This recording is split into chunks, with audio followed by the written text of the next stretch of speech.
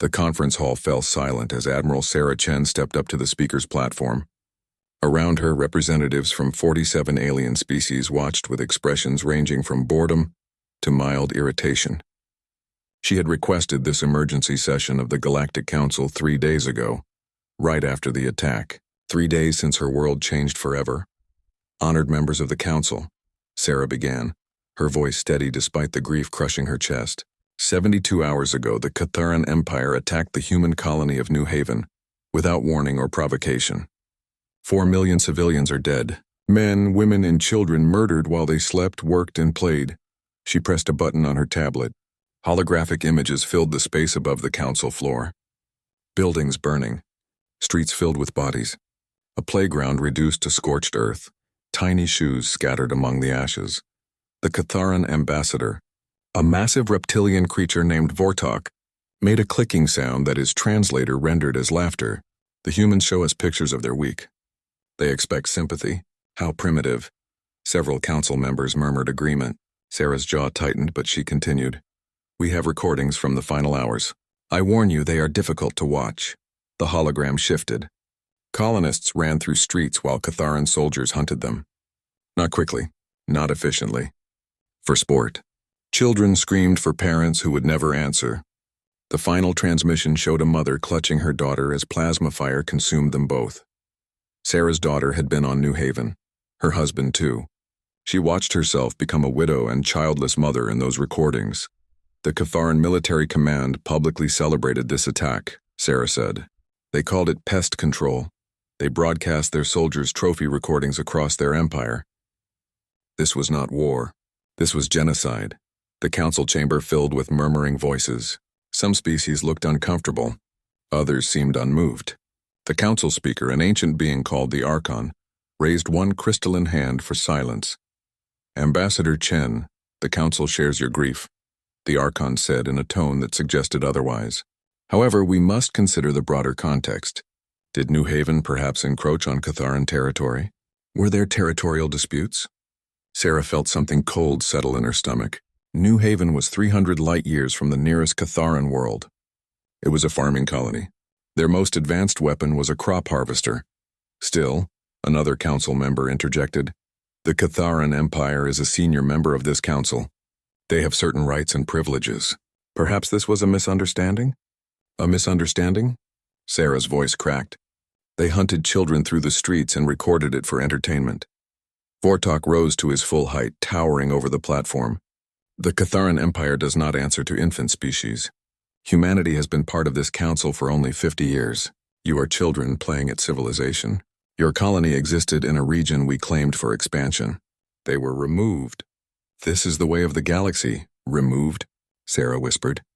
You murdered 4 million people and call it removal? What would you call it when humans exterminate an insect nest in their dwelling? Vortok's translator captured his contemptuous tone perfectly. Do you negotiate with the insects? Do you mourn them? The council chamber erupted in discussion. Sarah stood frozen, finally understanding the truth she had refused to see for 50 years. Humanity was not truly a member of this council. They were tolerated, permitted to exist as long as they remained useful and quiet. The Archon called for order. The council will vote on the appropriate response to the New Haven incident. Sarah knew what was coming. She had seen council votes before. The Catharan Empire had allies, trading partners, species that feared their military might. Humanity had friends, but not enough. Not nearly enough. The vote took less than 10 minutes. The council issued a formal reprimand to the Catharan Empire. Nothing more. No sanctions. No reparations. No justice. Just words on a screen that would change nothing. The matter is settled, the Archon announced. The Catharan Empire is reprimanded for excessive force. Ambassador Chen, the council expects humanity to accept this resolution and move forward in peace. Sarah stood motionless for a long moment. Around her, council members were already turning to other business. New Haven was forgotten. 4 million human lives dismissed as an unfortunate incident. Her family's deaths meant nothing to these creatures. She walked slowly back to her podium and gathered her things. Then she turned to face the council one final time. Members of the council, Sarah said quietly. Every species possessed excellent hearing.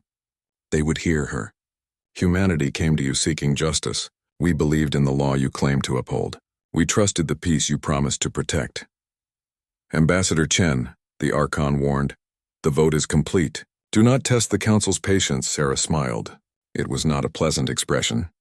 We're not testing anything. We're learning.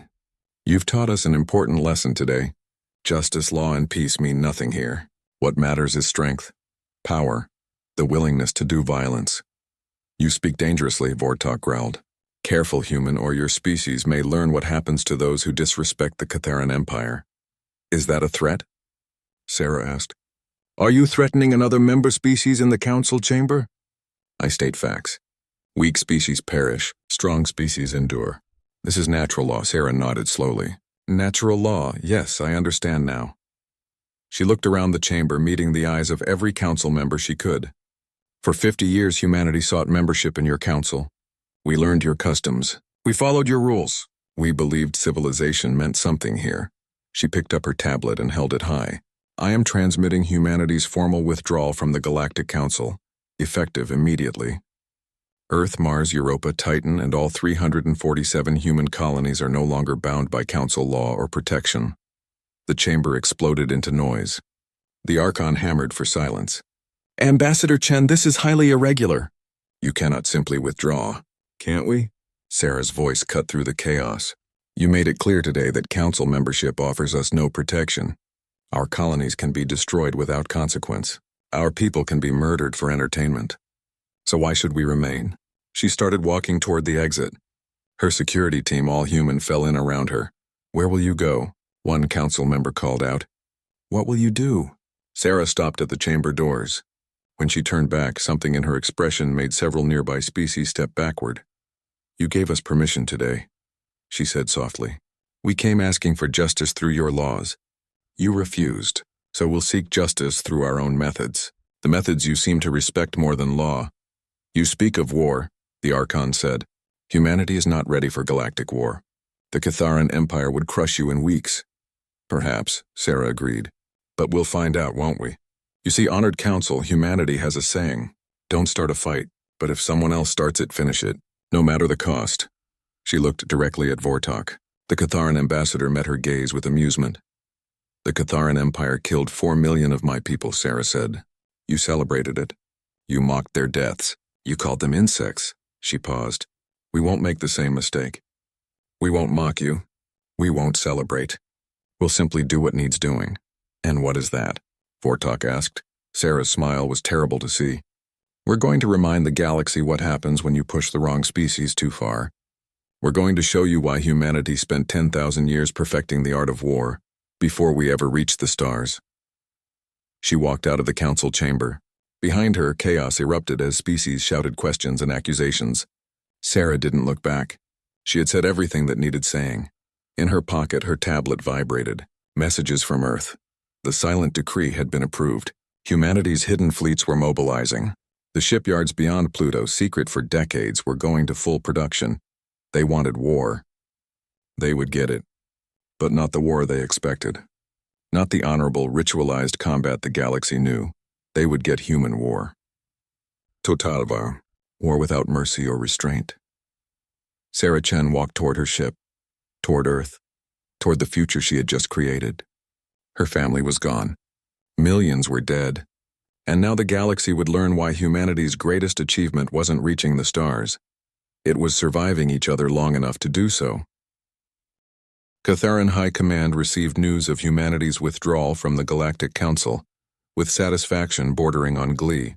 In the war room of their fortress world Karvesh, military leaders gathered around a holographic display showing human territory. The insects bare their teeth, General Kratok announced to assembled officers. They believe withdrawal makes them strong. Instead, they have removed the only protection they possessed. Around the table, officers clicked their agreement. The Catharan Empire had crushed 17 species in the past century. Humanity would be the 18th. Quick, brutal, and profitable, human worlds contained valuable resources. Human populations would make adequate slaves once properly broken. How long to conquer them? Someone asked. 6 weeks, perhaps 8, Kratok replied confidently. Humanity possesses no significant military. Their fleet numbers barely 300 vessels. We can deploy 10,000 warships within days. What the Catharan Empire did not know, what no one in the Galactic Council understood, was that humanity had been preparing for this possibility since the day they joined the Council. 50 years earlier, when human ships first made contact with alien civilizations, Earth's governments faced a terrible question. What if the galaxy was not peaceful? What if first contact led to conflict? Human history suggested this was likely. After all, humans had spent thousands of years fighting each other. The decision was made at the highest levels. Humanity would pursue peace but prepare for war. While diplomatic ships traveled openly between human and alien worlds, other ships traveled in secret. Deep into the darkness beyond Neptune, past Pluto, into the Oort cloud where no sensors reached. There in the frozen void, humanity built shipyards. Massive construction facilities assembled warships by the hundred. Not the ceremonial vessels other species favored, designed for show and ritual combat. Human ships were built for one purpose: winning. No decoration, no unnecessary systems. Just weapons, armor, engines, and the technology to use them better than anyone else. For 50 years, while the galaxy believed humanity possessed only a token defense fleet, the truth grew in the darkness. Thousands of ships, millions of trained personnel, weapons based on human creativity, and the brutal lessons of human history. Admiral James Kowalski stood on the bridge of the HSFS Retribution, humanity's first dreadnought-class warship. Around him, crew members worked at their stations with calm efficiency. They had trained for this day, hoped it would never come, but trained nonetheless. Status report, Kowalski ordered. All fleet elements reporting ready, Admiral. His tactical officer replied. 3,200 ships standing by. Weapon systems active. Target packages loaded. And the Catharan positions? Intelligence confirms 3 major Catharan military installations in the outer territories. Station designations: Outpost Prime, Garrison Creche, and Forward Base Talvor. Combined Catharan forces at all 3 locations number approximately 15,000 personnel. Kowalski nodded. These 3 stations served as staging points for Catharan expansion. From here, they had launched the attack on New Haven. The crews at these stations had celebrated the massacre. Some had participated directly. Execute Operation First Light, Kowalski said quietly. Throughout the fleet, captains received their final orders, not suggestions, not rules of engagement with restrictions and limitations. Just one simple instruction: complete destruction of all 3 targets. No survivors. The human fleet divided into 3 battle groups. Each group numbered over 1,000 vessels, far more firepower than necessary for their targets. But humanity was not taking chances. They were sending a message. At Outpost Prime, Catharan sensors detected the incoming fleet 20 minutes before arrival. The station commander, confident in his defenses, activated shields and prepared weapons. 300 defensive platforms came online. The station's own armaments charged. 5 Catharan warships in dock scrambled to launch. Then the human fleet arrived, and the Catharan commander realized his mistake. Human ships did not approach in formation like civilized species. They came from multiple vectors simultaneously, too many targets to track. Their weapons fired before Catharan shields fully activated. Human kinetic weapons, simple mass drivers accelerating tungsten rods to relativistic speeds, punched through shields like paper. The rods were not explosive. They did not need to be. When something moving at a fraction of light speed hits a target, the kinetic energy alone vaporizes everything at the impact point. Defensive platforms disappeared in flashes of light. The Catharan warships launching from dock were targeted by hunter-killer drones, AI-controlled weapons that thought and adapted faster than any organic mind. The warships lasted less than 30 seconds. The station itself held out longer. Its heavy armor absorbed the initial bombardment. For 3 minutes, the Catharan crew fought back, firing every weapon they possessed. They destroyed 4 human ships. Then humanity deployed something the galaxy had never seen. Nanite swarms, billions of microscopic machines programmed with one task: disassemble the target at a molecular level. The swarms covered the station like a gray fog. Within minutes, the hull began to dissolve. Air vented into space. Power systems failed. The station's structure collapsed as molecular bonds were systematically broken. When the swarms finished their work, Nothing remained but a cloud of individual atoms spreading through space. At Garrison Creche and Forward Base Talvor, the story was identical. The Catharan defenders fought hard. They were experienced warriors who had conquered worlds, but they had never faced an enemy like humanity. Human ships coordinated through quantum-entangled communication that could not be jammed. Human AI predicted Catharan tactics before they were executed. Human weapons combined technologies the galaxy had deemed too dangerous, too expensive, or too dishonorable. Humanity cared about none of those concerns.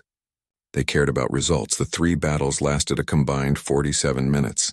Catharan casualties 100%, 15,000 personnel, no escape pods launched, no survivors recovered. The human fleet made sure of it. Admiral Kowalski watched the tactical display as the last Catharan signal went dark. He felt no satisfaction, no joy, just grim determination. His daughter had died on New Haven. She was 7 years old. Broadcast the message, he ordered. Across the galaxy, every communication system received the same transmission. It showed the 3 battles in full detail, showed Catharan stations being systematically destroyed, showed the overwhelming power of the human fleet, and at the end a simple message in every galactic language. We offered peace. You chose this. There will be no mercy, no quarter, no negotiation. The Catharan Empire will answer for New Haven. In the Galactic Council chambers, species watched the broadcast in stunned silence. The Archon's crystalline face reflected the battle footage, showing the destruction again and again. This is impossible, someone whispered. Where did humanity get such a fleet? Such weapons? A human representative, newly assigned since Ambassador Chen's departure, smiled coldly. We've always had them. We just let you think we were weak. It seemed safer that way, for everyone. Fortok, the Catharan ambassador, roared his outrage. This is barbarism. This is genocide. The council must intervene. Genocide? The human representative asked quietly. Tell me, Ambassador, how many species has the Catharan Empire exterminated? 17 by our count. How many billions dead? And when they begged this council for help, what did you do? The chamber fell silent. You did nothing, the human continued, because the Catharan Empire was strong, because you feared them, because it was easier to let the weak die than challenge the strong. She leaned forward. Humanity learned your lesson. We learned that in this galaxy might makes right, so we will be mighty. On Cathara Prime, the Catharan homeworld, Emperor Zaltok watched the same broadcast. His military advisors assured him this was a fluke. A surprise attack. The human fleet, while larger than expected, could not stand against the full might of the Empire. How many ships can we mobilize? The Emperor demanded. 10,000 warships within the week, my Emperor. 20,000 within the month. Our forces outnumber the humans 6-1. The Emperor nodded slowly. Then we will crush them. We will burn their earth to ash. We will make humanity regret the day they challenged the Catharan Empire. Orders went out across Catharan space. The Empire mobilized for total war. Every warship was recalled. Every soldier prepared for deployment. The Catharan military machine, honed through centuries of conquest, began to move. They believed numbers would decide the war. They believed their experience would overcome human technology. They believed victory was certain. They did not understand what they faced, did not comprehend what humanity had become during 50 years of careful preparation. Most importantly, they did not understand the fundamental difference between their species and humanity. Catharans fought for glory, for honor, for the expansion of their empire. They had rules, traditions, limits on what was acceptable in warfare. Humanity fought for survival, for justice, for the 4 million dead on New Haven, and the countless others the Catharan Empire had murdered. Humans had no rules, no limits, no line they would not cross. The Catharan Empire was about to learn why humanity's own history was written in blood. 6 months into the war, the Catharan Empire controlled less territory than when it began. This should have been impossible. The Empire's military outnumbered humanity's forces. The Empire had centuries of combat experience. Yet system after system fell to human control. General Kratok stood before Emperor Zaltok in the Imperial throne room, struggling to explain how his species was losing a war they should have won. The humans fight without honor, Kratok said, anger and frustration mixing in his voice. They refuse direct engagement. They strike supply lines. They attack civilian infrastructure. They use weapons we have never encountered. Then adapt, the Emperor snarled. You claimed the humans would be crushed in weeks. 6 months have passed. Where is my victory? The truth, though Kratok could barely admit it to himself, was that the Catharan military had no answer for human tactics. The Empire fought as it always had, massed fleets meeting in open battle, the stronger force overwhelming the weaker. Clean, decisive, honorable. Humanity did not fight that way. On the fortress world of Carthon Prime, the Catharan garrison of 3 million soldiers prepared for the coming siege. The planet's defenses were legendary: planetary shields, orbital weapons platforms, underground bunker complexes that could sustain the garrison for years. No enemy had ever conquered Carthon Prime. The human fleet arrived and did something unexpected. Nothing. Admiral Chen, now commanding the siege fleet, watched the heavily fortified world on her screens and smiled. The Catharans expected bombardment, ground assault, waves of attacks testing their defenses. Instead, humanity would demonstrate the most human of all warfare tactics: patience. Establish complete orbital superiority, Chen ordered. Maximum distance from planetary defenses. Destroy every satellite communication array and orbital facility. Nothing gets in or out. The human fleet moved into position. Catharan planetary weapons fired, but the human ships stayed beyond their range.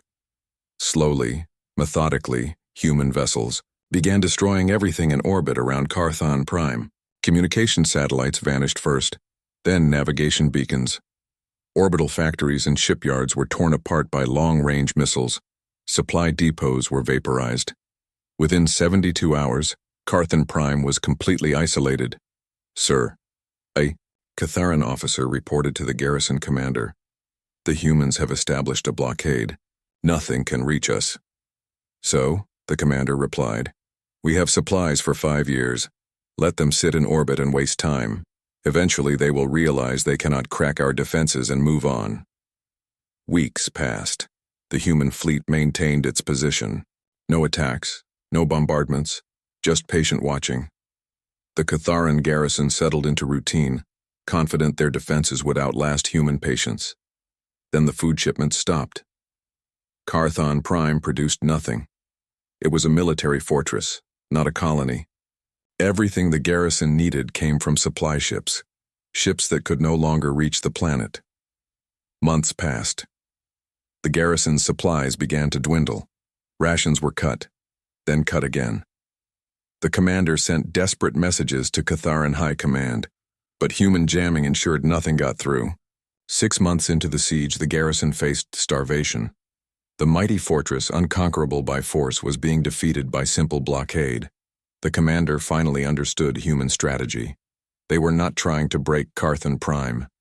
They were letting it break itself. The fortress world surrendered without humanity firing a single shot at the surface. The garrison, weakened by hunger, emerged from their bunkers to find human soldiers waiting, not to kill them, to process them as prisoners. Admiral Chen accepted the surrender personally. The Catharan commander, humiliated, could not understand. Why not just destroy us from orbit, he asked. You have the weapons. Why wait? Because we're not you, Chen replied quietly. We could have killed 3 million soldiers. Instead, we saved them. You'll stand trial for war crimes. You'll face justice. But you'll live. She paused. That's the difference between us. We remember that warfare has rules, even when our enemy forgets them.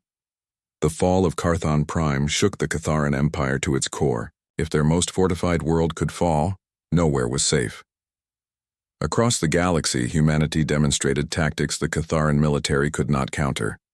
Human special forces infiltrated Catharan worlds, not to kill civilians, but to destroy power plants, communication hubs, and transportation networks. Whole planets plunged into darkness without a shot fired at population centers. Human psychological warfare proved even more devastating. Every Catharan war crime was recorded, documented, and broadcast to the Empire's client species. The conquered, peoples who served the Catharans under threat of extinction, learned the truth. Their masters were not invincible. Rebellions began. The Catharan Empire discovered that conquering species created enemies within their own territory. Worlds rose in revolt. The Empire's forces, already stretched fighting humanity, now faced insurgencies across dozens of systems. But humanity's most terrifying weapon emerged when Catharan forces attempted to use biological weapons against human colonies. The attack on New Terra was meant to be decisive. Catharan scientists had engineered a virus specifically tailored to human physiology. Mortality rate 98%. The Catharan Empire would not make the same mistake they made with New Haven. This time they would exterminate humanity completely. The virus was deployed. 3 million humans on New Terra were infected. The Catharan High Command celebrated, certain of victory. Then humanity responded. Human scientists who had been quietly studying Catharan biology since first contact deployed their own biological agent, not lethal. Humanity, despite everything, maintained some moral limits, but devastating nonetheless. The human-engineered virus spread through Catharan space with frightening speed. Infected Catharans experienced complete muscle weakness. They could not fight, could not work, could barely move. The virus lasted 3 weeks before the immune system cleared it. But during those 3 weeks, infected Catharans were completely helpless. Within a month, 40% of the Catharan military was infected. Entire fleets became combat ineffective. Planets descended into chaos as their populations fell ill simultaneously. The message to the Catharan Empire was clear. Biological warfare was a game humanity could play better. In the shadows of the war, humanity demonstrated capabilities that terrified the Galactic Council. When the Vrel Confederacy secretly supplied the Catharan Empire with advanced weapons, hoping to curry favor with what they believed would be the victorious side, humanity discovered it within days. A Vrel supply convoy vanished. All 23 ships. No distress calls. No debris. No survivors. Just gone. Then the Vrel government received a data package. Complete surveillance footage of their ruling council's private meetings. Financial records of secret accounts. Daily schedules of council members' families. Location data. Medical records. Everything. The message was simple. We see everything. We know everything. Stay out of this war. The Vrel Confederacy immediately ceased all contact with the Catharan Empire. Other species, considering supporting the Catharans, quietly reconsidered. Humanity had demonstrated something more frightening than military power. They had shown intelligence-gathering capabilities that made privacy impossible. On Earth, in a key, secure facility deep beneath the Rocky Mountains, Director Sarah Martinez oversaw humanity's intelligence operations. Banks of quantum computers processed data from thousands of sources. AI systems analyzed patterns. Spy satellites watched every major world in the galaxy. How did we miss it for so long? An analyst asked, reviewing the data that exposed Vrel involvement. We didn't miss it, Martinez replied. We've been monitoring their communications since the war started. We let them make a few shipments, gathered evidence. Then we acted. She smiled coldly. The Vrel needed to learn that betrayal has consequences. Now they have. The war continued, but its outcome was no longer in doubt. The Catharan Empire, which had conquered 17 species, could not defeat humanity. Not because humans were stronger or more numerous, but because humans fought differently. Catharan fleets seeking glorious battle found empty space. Human ships refused direct engagement unless they held overwhelming advantage. When Catharan forces concentrated, human forces dispersed. When Catharan forces dispersed, human forces struck with overwhelming local superiority. Catharan commanders, trained in centuries of traditional warfare, could not adapt quickly enough. Every time they learned a human tactic, humanity employed a new one. Every time they prepared a defense, humanity attacked from an unexpected direction. Emperor Zaltok finally understood the truth. The Catharan Empire was not losing because humanity was more powerful. They were losing because humanity was willing to do whatever it took to win. No tactic was beneath them, no strategy too underhanded, no weapon too terrible. What manner of species fights this way? The Emperor demanded of his advisors. An intelligence officer, who had studied human history extensively, provided the answer. A species that survived 10,000 years of warfare against itself. A species that nearly destroyed its own world multiple times. A species that learned to fight by fighting itself. Then what do we do? The Emperor asked. The officer's response was honest. We pray they show mercy when we surrender, because if they do not, the Catharan Empire ends. The Catharan Empire made its final decision in desperation. If they could not defeat humanity through conventional warfare, they would force Earth to surrender by threatening what humans valued most, their homeworld. Emperor Zaltok addressed his remaining military commanders with grim determination. Assemble every warship we possess, every vessel that can fly. We will strike at Earth itself. The humans will surrender to save their cradle world, or we will turn it to ash. It was the largest battle fleet ever assembled in galactic history. 10,000 Catharan warships pulled from every corner of the Empire. The fleet represented the Empire's final gamble. If this failed, nothing remained. The Armada moved toward human space, making no attempt at stealth. They wanted humanity to see them coming, wanted Earth to understand what faced them. Surely the humans, pragmatic creatures that they were, would negotiate rather than risk their homeworld. The Catharan fleet entered the Sol system 3 weeks later. They found token resistance. A few hundred human ships engaged them at the system's edge, then retreated. The Catharans pursued, confident this was human desperation. Earth lay ahead, the blue-green jewel of humanity's birth, home to 8 billion souls. The Catharan fleet approached, weapons charged, preparing to deliver their ultimatum.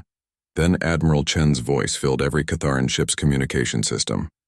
Welcome to Sol, she said calmly. We've been waiting for you. The trap sprung. Space around the Catharan fleet rippled as thousands of human ships decloaked. They had been there all along, hidden using dark matter cloaking technology the galaxy did not know existed.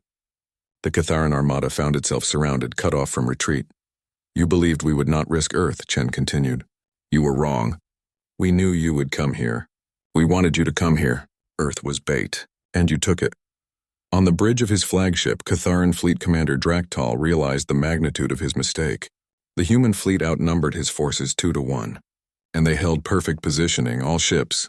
Draktal roared. Break through the enemy lines. Scatter and retreat. But there was nowhere to go. Human vessels blocked every escape vector, and when the battle began, the Catharan Empire learned what humanity had truly been building during 50 years of preparation. Human ships fought with perfect coordination. Quantum-entangled communication systems allowed instantaneous coordination across the entire fleet. AI tactical systems predicted Catharan maneuvers before they happened. Human ships moved as one organism, responding to threats with inhuman precision. New weapons appeared, causality mines that somehow damaged ships before they reached the mine's location, gravitational weapons that created localized spatial distortions, crushing Catharan vessels like tin cans, nanite swarms that disassembled enemy ships at a molecular level. A Catharan dreadnought, pride of their fleet, fired its main weapon at the human flagship. The beam of coherent plasma, powerful enough to vaporize a moon, struck human shields and dispersed harmlessly. Human defensive technology had advanced beyond anything the galaxy imagined. Then the human counterattack began. Human warships mounted weapons called kinetic kill vehicles, simple in concept, devastating in execution. A tungsten rod 1 meter long accelerated to 90% of light speed. When it struck a target, the kinetic energy released was equivalent to a nuclear weapon. Catharan shields, designed to stop energy weapons, were worthless against solid projectiles moving at relativistic speeds. The rods punched through shields, through armor, through entire ships. Each impact vaporized everything along the projectile's path. The Battle of Sol lasted 14 hours. To observers on Earth, the sky lit up with thousands of tiny stars as ships exploded. Children watched through telescopes, seeing humanity's wrath made visible. The sky burned with the Catharan Empire's end. When it finished, the Catharan Armada no longer existed. 9,847 ships destroyed. 153 ships surrendered when their weapons and engines failed. Human casualties, 23 ships lost. Less than 1%. The surviving Catharan crews were brought aboard human vessels. They expected execution, Expected torture. Expected humanity to behave as the Catharan Empire would have behaved. Instead, they were given medical treatment, food, water. Then they were assembled in cargo bays and shown recordings. Not recordings of battles. Recordings of New Haven, of the massacre, of Catharan soldiers hunting human children for sport, of the celebrations that followed. You did this, Admiral Chen told the prisoners. You or your comrades. You murdered 4 million civilians. You laughed about it. You made trophies of their deaths. The Catharan prisoners shifted uncomfortably. Some looked away. Others stared defiantly. We could do the same to you, Chen continued. Execute every prisoner. Broadcast it across the galaxy. Many humans want exactly that, she paused. But we won't, because we are not you. We remember what civilization means even when our enemy forgets.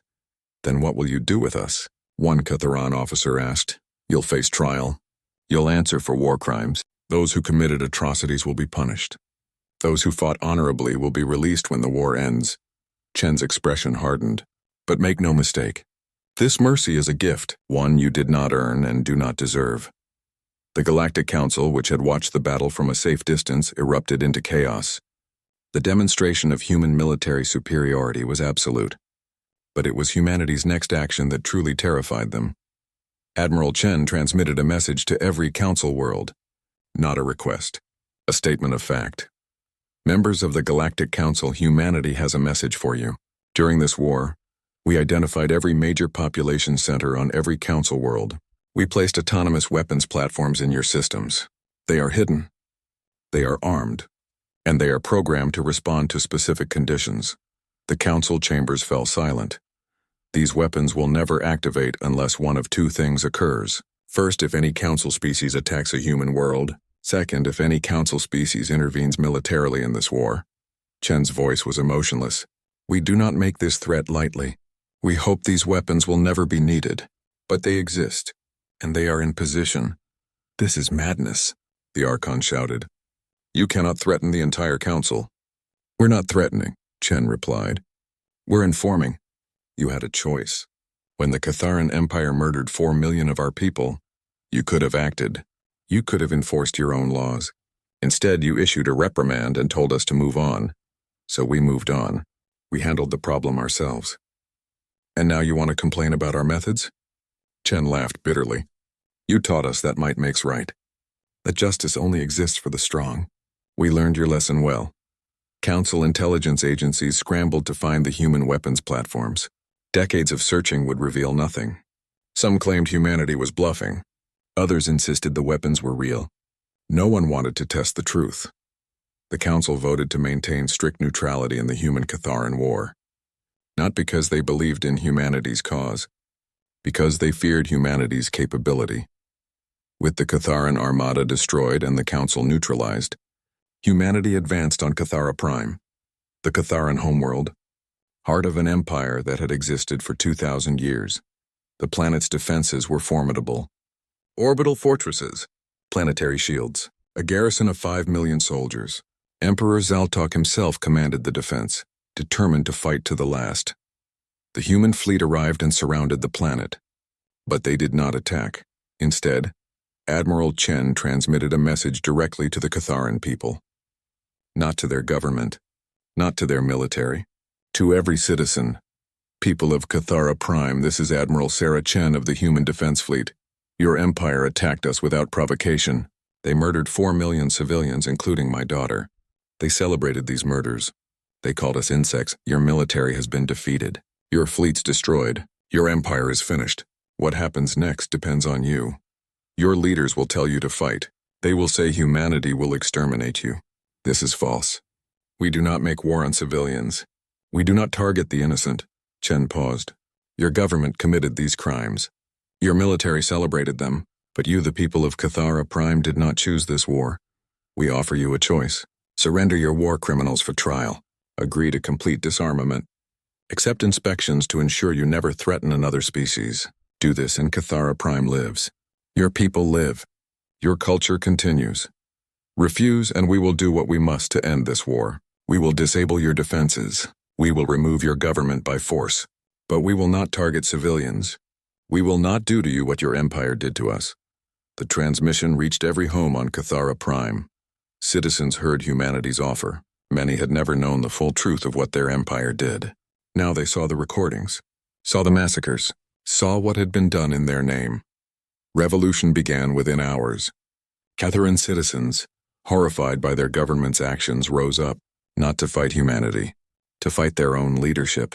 Emperor Zaltok tried to mobilize the garrison, but soldiers refused orders. Officers abandoned their posts. The Catharan military, seeing the truth of what they had done, could not find the will to continue. 5 days after Admiral Chen's transmission, Emperor Zaltok was arrested by his own palace guard. 3 years after the war ended, the galaxy looked different, not in its physical shape but in its understanding of power and justice. The Catharan Empire no longer existed. In its place stood the Catharan Republic, a democratic government elected by the people who had suffered under imperial rule. The process had been painful. Thousands faced war crimes tribunals. Some were executed, others imprisoned for life. But the trials were fair, conducted with evidence and witnesses, nothing like the summary executions that had defined Catharan justice. Admiral Sarah Chen, now Earth Secretary of Defense, walked through the memorial gardens on New Haven. The colony had been rebuilt. 4 million names were carved into black stone walls that stretched for kilometers. Among them Emily Chen, age 7. Marcus Chen, age 41. Her family. She knelt before their names, placing flowers at the base of the wall. 3 years had not dulled the pain. It never would. But she had learned to carry it. Secretary Chen, a voice said behind her. Sarah turned to find a young Catharan, barely into adulthood, standing awkwardly nearby. The Catharan held a bundle of flowers. "I am Veltok," the young Catharan said in careful English. "My father commanded the garrison that attacked this world. He died in the war. Before his death, he told me the truth of what happened here. What he did."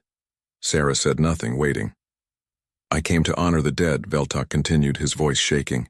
"My father murdered children, celebrated it. I cannot undo his crimes, cannot bring them back, but I can promise they will not be forgotten. I can promise the new Cathara will be better." The young Catharan approached the wall and placed his flowers next to Sarah's. For a long moment, they stood together in silence. "Do you hate us?" Veltok asked finally. "All of us?" Sarah considered the question carefully. "No, I hate what was done. I hate the system that allowed it. But you are not your father. You are not the Empire." She met his eyes. "The question is, what will you become?" "Better," Veltok said firmly. "We will be better." After the young Catharan left, Sarah remained at the memorial. She thought about the war, about the weapons humanity had deployed, about the enemies they had killed, and about the choice they had made at the end. Humanity could have exterminated the Catharan species. After New Haven, after 4 million dead, no one would have questioned it. Some humans still believed that should have been the choice. But Sarah remembered something her daughter had said once, years before her death. They had been watching a nature documentary about predators. Emily asked if animals who hunted were evil. "No," Sarah had explained. "They're just surviving. What makes humans different is we can choose. We can choose to be merciful even when we're strong enough to be cruel." That choice defined what came after the war. The Galactic Council had fragmented during the conflict. Several species withdrew, disgusted by the Council's failure to act. Others were expelled when their corruption was exposed. The council that remained was smaller but more committed to actual justice. Humanity never rejoined.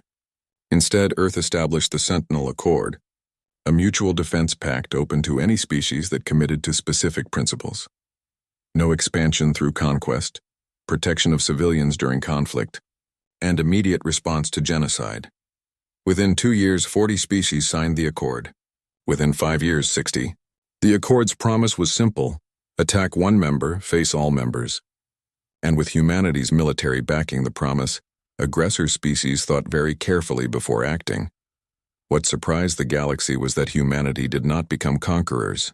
They liberated worlds the Catharan Empire had enslaved, then left, helped establish democratic governments, then withdrew, built defenses, trained militaries, then went home. Why? A newly freed species asked. You could rule us.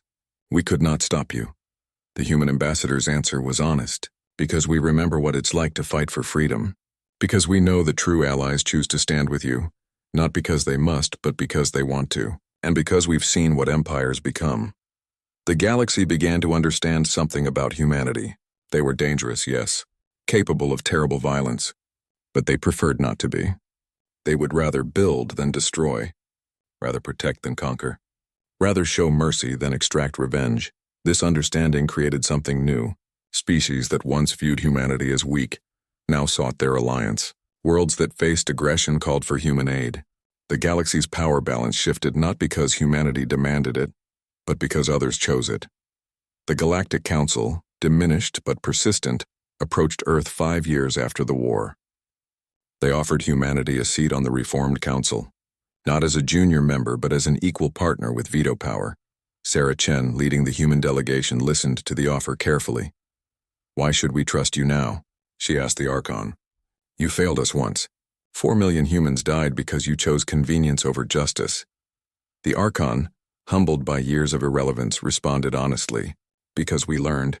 Because you taught us that justice delayed is justice denied. Because the galaxy needs an organization that enforces its own laws." The crystalline being paused. "But more than that, because we need humanity's perspective. You remember what it means to fight for survival, to face extinction, to choose mercy when vengeance would be easier. The Council needs that wisdom." Sarah brought the offer back to Earth. The debate lasted months. Some humans wanted nothing to do with the Council. Others saw opportunity. Finally, a vote was held. Humanity rejoined the Galactic Council, but with conditions. No more toothless resolutions, no more protecting powerful species from consequences. And if the Council failed to act, humanity reserved the right to act alone. The Council accepted. They had no choice. But more than that, they understood humanity was right. On Cathara Prime, the Republic held its first free elections. A former resistance leader, a Catharan who had fought against the Empire from within, became the first elected president. Her inaugural speech was broadcast across the galaxy. "The Catharan Empire was built on strength through cruelty," she said. "We believed might made right. We believed the strong should rule the weak. Humanity taught us we were wrong. They taught us by defeating us, but they could have taught us by exterminating us. They chose mercy, not because we deserved it. We did not. But because they believed in something greater than revenge." The new president paused, her voice carrying the weight of her species' shame and hope. "The Catharan Republic will honor their mercy by becoming worthy of it. We will never forget our crimes. We will never repeat them, and we will spend generations proving that redemption is possible." Admiral James Kowalski, who had commanded the first human attack of the war, attended the inauguration. Afterward, a Catharan journalist asked him if humanity had truly forgiven the Catharan people. "Forgiveness is complicated," Kowalski replied. "We remember what happened. We always will. But we also believe people can change. Societies can change." He gestured to the celebrating crowds. "You're choosing to change. That's what matters. Do you regret the war?" the journalist pressed. Kowalski's expression darkened. "Every day, every life lost, every weapon fired. War is always a failure." He met the journalist's eyes. "But sometimes you don't get to choose. Sometimes evil acts and you must respond.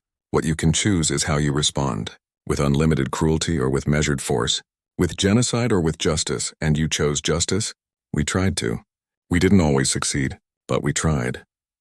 50 years after the war, the galaxy had transformed. The Sentinel Accord had grown to include over 100 species. Galactic piracy had declined 90%. 3 potential genocides were prevented by Accord intervention. Peaceful dispute resolution became the norm rather than the exception. Humanity's reputation evolved. They were still feared. Everyone remembered what the human fleet could do. But they were also respected. When species faced injustice, they called for humanity. When the strong threatened the weak, humanity responded. A new generation of humans came of age knowing only peace. They learned about the war in history classes, visited the memorials, listened to survivors' stories, and they asked the question every generation asks, could it happen again? Sarah Chen, now retired and elderly, spoke at a university about the war. A student raised his hand. "Secretary Chen, do you think humanity would fight that way again, if we had to?" Sarah was quiet for a long moment. "I hope we never have to. Peace is always preferable to war. Diplomacy is always better than violence." She paused. But if someone pushed us too far again? If they murdered millions of innocents and faced no justice? Yes, we would respond. Because the alternative is accepting that some species are above the law, that some lives matter less than others. Doesn't that make us the galaxy's police? Another student asked. No, Sarah replied firmly. Police enforce laws. We enforce justice when laws fail. There's a difference. She stood, walking to the window overlooking the rebuilt New Haven. We gave the galaxy a chance to handle problems peacefully. When they refused, we handled it ourselves. That's not being police. That's being survivors who refused to let others suffer as we did. The lecture ended, but Sarah remained, looking out over the memorial gardens. So many names. So much loss. And yet from that loss, a better galaxy had emerged. Her aide approached quietly. Ma'am, there's someone here to see you. Says it's important.